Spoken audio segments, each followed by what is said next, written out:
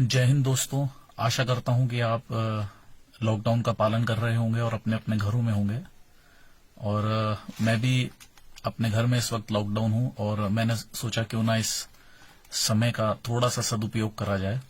तो मैंने corona virus के ऊपर रिसर्च करना बेहतर समझा, क्योंकि इस समय हम लोग क्या पूरी दुनिया कोरोना वायरस से परेशान है। और मैंने कुछ तथ्य इकट्ठे करे हैं जो कि काफी गंभीर हैं और I wanted to share with you guys. और इन तथ्यों के आधार पर मैं इस नतीजे पर फिलहाल पहुंचा हूं कि कोरोना सिर्फ एक आम वायरस नहीं है, ये एक बायोलॉजिकल वेपन है जिसे चाइना ने अपनी लैब में तैयार करा है। मुझे ऐसा क्यों लगता है, इसके लिए मैंने 8-10 पॉइंट्स बनाए हैं जो मैं आपको बताने जा रहा हूं। सबसे पहला पॉइंट तो अगर आप इस बात पर गौर करें कि ये पहला ऐसा वायरस है जिसने लगभग पूरी दुनिया पर अपना कब्जा कर लिया है। There are approx 195 countries in the world. 195 देश हैं पूरे दुनिया में और लगभग 180 से ज्यादा देशों पर यह फैल चुका है। ऐसा आज तक किसी दूसरे वायरस ने नहीं करा है। और हैरानी की बात यह है कि अभी तक की कोई भी दवाई असर नहीं कर रही है कोरोना वायरस के लिए, क्योंकि इसे लैब के अंदर जेनेटिकली मॉडिफाइड किया गया है और इंसानों पर छोड़ दिया गया है। अब मेरा जो दूसरा पॉइंट है वो ये है कि कोरोना वायरस किन किन देशों में फैला और किन किन देशों में नहीं फैला। आप गौर करिए, जो चाइना के सामने उभरती हुई आर्थिक ताकतें हैं वो कौन सी हैं। यूरोपियन कंट्रीज में दबदबा है इटली, स्पेन, ब्रिटेन, जर्मनी का। अटलांटिक कंट्रीज में अमेरिका है, कनाडा है। एशिया में हमारा भारत है, जापान है। और मिडिल ईस्ट में इजराइल और ईरान। अब आप ये देखिए कि वुहान सिटी से ये देश इतनी दूर हैं। ये कोरोना वायरस इतना समझदार है कि ये उन देशों तक पहुंच गया, लेकिन वुहान शहर से लगे हुए चीन के जो दूसरे शहर हैं, शंघाई और बीजिंग, ये वहां नहीं जाता है।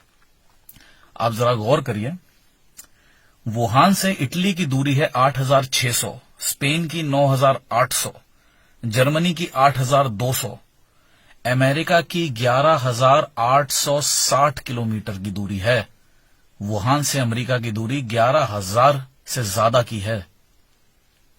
ये वहां चला जाता है, लेकिन ये अपने पड़ोस के शहरों में नहीं जाता है, चाइना में। अब आप एक चीज और देखिए कि इस वक्त दुनिया की सबसे बड़ी ताकतवर पावरफुल नेशन कौन सा है? अमेरिका। और आज की तारीख में कोरोना से सबसे ज्यादा पीड़ित देश कौन सा है?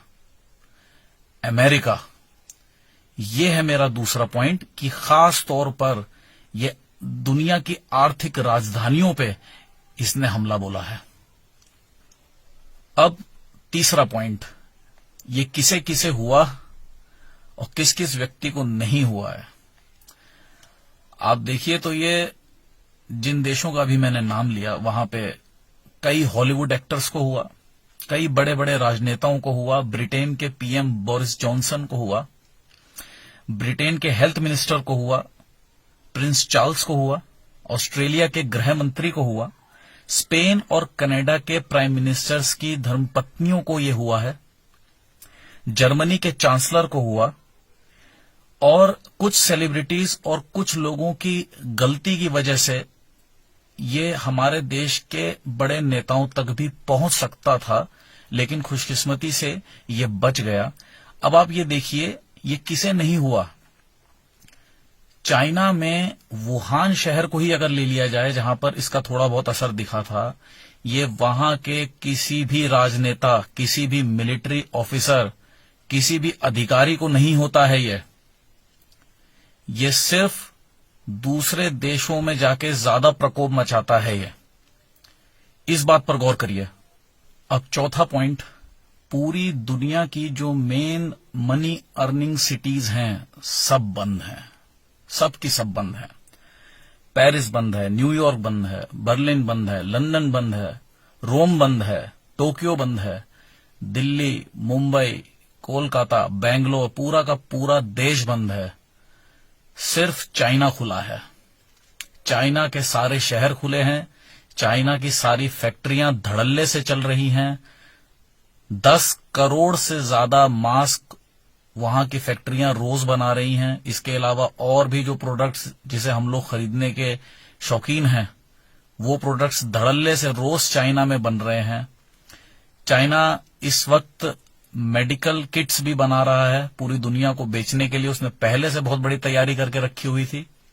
स्पेन को $450 मिलियन की मेडिकल किट्स की सप्लाई करी है चाइना ने। $450 मिलियन, जीरो लिखना मुश्किल पड़ता है। पॉइंट नंबर 5, रोज मीडिया में किसी न किसी देश के बारे में आता है कि आज यहां पे 400 नए केस आए, 800 नए केस आए, 1000 नए केस आए, लेकिन चाइना में एकदम से केस आना बंद हो गए। कोई केस चाइना से नया सामने नहीं आ रहा है। पॉइंट नंबर 6, अगर आप शेयर मार्केट पे नजर रखें तो इन कंट्रीज की बड़ी बड़ी कंपनीज के शेयर 40% तक गिर गए हैं, 40% तक नीचे आ गए हैं। और हम अगर इस पे सर्च करें तो इस समय वर्ल्ड में सबसे ज्यादा शेयर चाइनीज कंपनीज खरीद रही हैं। इन कंपनियों के चाइनीज इंडस्ट्रियलिस्ट, वहां के व्यापारी जो हैं, अमीर अमीर लोग, वो इन गिरे हुए शेयर्स को लगातार खरीद रहे हैं। और इसका सिर्फ एक ही राज है कि चाइना जहां तक पूरी वर्ल्ड ट्रेड पर काबिज हो चुका है, जो थोड़ी बहुत कसर रह गई है वो उसे भी पूरी कर लेना चाहता है। पॉइंट नंबर 7, बहुत अहम पॉइंट। सीबीसी की एक रिपोर्ट आई थी। सीबीसी मतलब कैनेडियन ब्रॉडकास्टिंग कॉरपोरेशन की एक रिपोर्ट आई थी जुलाई 2019 में कि उन्होंने 3 चाइनीज साइंटिस्ट को कनाडा में बनी हुई अपनी सबसे हाई सिक्योरिटी लैब से, जिसे लेवल 4 लैब कहते हैं, उस लैब से 3 चाइनीज साइंटिस्ट को उन्होंने निष्कासित कर दिया था और उनको वापस चाइना के लिए डिपोर्ट कर दिया था। वजह पूछने पर बताया गया था कि इन्होंने एक सिक्योरिटी ब्रीच करा है हमारी लैब में, कुछ इन्होंने गड़बड़ी करने की कोशिश करी है। वो गड़बड़ी क्या थी इसका उन्होंने खुलकर कुछ नहीं बताया गया, लेकिन ये एक बहुत अहम लिंक है। चाइनीज साइंटिस्ट को लेकर ये रिपोर्ट जुलाई 2019 में आई थी और इसके कुछ ही महीनों बाद दिसंबर 2019 में कोरोना वायरस फैलना शुरू होता है। अब पॉइंट नंबर 8, इजराइल, जो कि बहुत ही पावरफुल कंट्री है, वहां के biological warfare expert mister Danny Shoham ने दिसंबर 2019 में ये कह दिया था कि चाइना कोई बहुत बड़ा बायोलॉजिकल वेपन डेवलप कर रहा है। उन्होंने ये बात खुलकर कही थी, तब उनकी बात पर किसी ने इतना गौर नहीं करा था। दिसंबर 2019 में ही कोरोना वायरस फैलना शुरू कर देता है। पॉइंट नंबर 9, बहुत ही इंपॉर्टेंट पॉइंट है ये। चाइनीज गवर्नमेंट ने इस वायरस को फैलने की प्रैक्टिकलिटी को चेक करने के लिए कि ये किस रफ्तार के साथ फैल सकता है, इसने वुहान में ही एक छोटा सा एक्सपेरिमेंट करा लोगों के ऊपर। और वुहान शहर में जब इसका कुछ केस आने स्टार्ट हुए तो वुहान के ही हॉस्पिटल के, वुहान सेंट्रल हॉस्पिटल के काम करने वाले एक बहुत ही मशहूर डॉक्टर जिनका नाम था ली वेल लियांग, ये सबसे पहले विसल ब्लोअर थे। विसल ब्लोअर मतलब जिन्होंने इसके लिए आवाज उठाई थी चाइना की एक सोशल नेटवर्किंग ऐप के ऊपर, वीचैट। जैसे यहां हम लोग व्हाट्सएप यूज करते हैं, चाइना हर चीज को स्वदेशी रखना चाहता है, वो अपनी ही चीजें डेवलप करता है। तो वहां की या व्हाट्सएप जैसी एक साइट है वीचैट, वहां पर उन्होंने लिखा था कि एक कोरोना वायरस का एक नया रूप आया है ये, और इसे इन दवाइयों से ट्रीट किया जाना मुश्किल है और ये काफी तेजी से फैल रहा है। और ठीक अगले ही दिन वहां की साइबर सेल पुलिस ने उनको नोटिस भेज दिया था कि आप ये सारे मैसेज डिलीट करिए और आप लोगों से कहिए कि मैं सिर्फ झूठ में ये अफवाह फैला रहा था, ऐसा कुछ भी नहीं है। और उसके ठीक 2 महीने बाद फरवरी 2020 में इनकी मृत्यु हो जाती है। यानी जिस चाइनीज डॉक्टर ने सबसे पहले दुनिया को ये बताया था कि कोरोना वायरस क्या बला है, चाइनीज गवर्नमेंट ने सबसे पहले उन्हें ही अपने रास्ते से हटा दिया। पॉइंट नंबर 10, 3 जनवरी 2020 को चाइना नेशनल हेल्थ कमीशन ने 3 सर्कुलर जारी किए थे। पहला सर्कुलर मीडिया के लिए था कि आप कोरोना वायरस को लेके कोई भी खबर नहीं चलाएंगे अपने चैनल्स पे, अखबारों में किसी तरीके की कोरोना वायरस को लेके अच्छी बुरी कोई भी खबर आप नहीं चलाएंगे। दूसरा सर्कुलर वहां की मेडिकल हॉस्पिटल्स, मेडिकल इक्विपमेंट्स बनाने वाली कंपनियां, उनको ये जारी कर दिया गया था कि आप किसी तरीके की कोई भी नमूने कलेक्ट नहीं करेंगे, उनको नष्ट कर दीजिए। जो आपके पास इन्फेक्टिव लोगों के आए हैं कोरोना को चेक करने के लिए, आप उनको तुरंत नष्ट कर दीजिए। इसमें से सबसे बड़ी कंपनी थी, उसका नाम था जीनोमैक्स। और तीसरा काम उन्होंने करा था कि उन्होंने विदेशी मीडिया को बैन कर दिया था चाइना के अंदर, कि कोई भी विदेशी मीडिया चाइना में नहीं आएगा। दोस्तों, अब आप लोगों में से कुछ लोग ये जरूर सोच रहे होंगे कि मैं इन सब बातों पे ध्यान दे रहा हूं, देख रहा हूं, तो क्या बाकी देशों के राष्ट्रपति, प्रधानमंत्री, उनका इस पर ध्यान नहीं जा रहा होगा? बिल्कुल जा रहा होगा दोस्तों। हर देश का प्रेसिडेंट, प्राइम मिनिस्टर चाइना की इस चाल को समझ गया है, लेकिन कोई खुलकर सामने नहीं आना चाहता, क्योंकि चाइना आज उस मुकाम पर है कि उससे खुल के लड़ना आसान नहीं है। अकेले यूएस प्रेसिडेंट डोनाल्ड ट्रंप ने अभी कुछ दिनों पहले मीडिया से ये कहा था कि don't call it corona virus, it's name is Chinese virus. ये एक चाइनीज वायरस है। उन्होंने खुल के इस बात को मीडिया के सामने कहा था। और मैं एक जाते जाते बहुत जरूरी बात कहूंगा आप लोगों से कि मैं इस समस्या को ही सिर्फ आपके सामने लेकर नहीं आया हूं, मैं इसका एक छोटा सा समाधान भी लाया हूं। हम एक काम जरूर कर सकते हैं, हम चाइना को कूटनीति से हरा सकते हैं। आप चाइनीज प्रोडक्ट्स का बॉयकॉट कीजिए, खुल के बॉयकॉट कीजिए और स्वदेशी अपनाइए।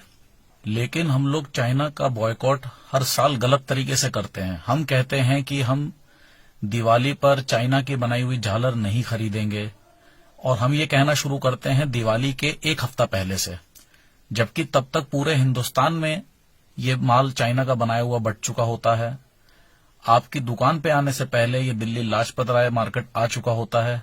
दिल्ली लाजपत राय मार्केट आने ये आता है मुंबई पोर्ट से, और मुंबई पोर्ट में आता है चाइना से बनकर।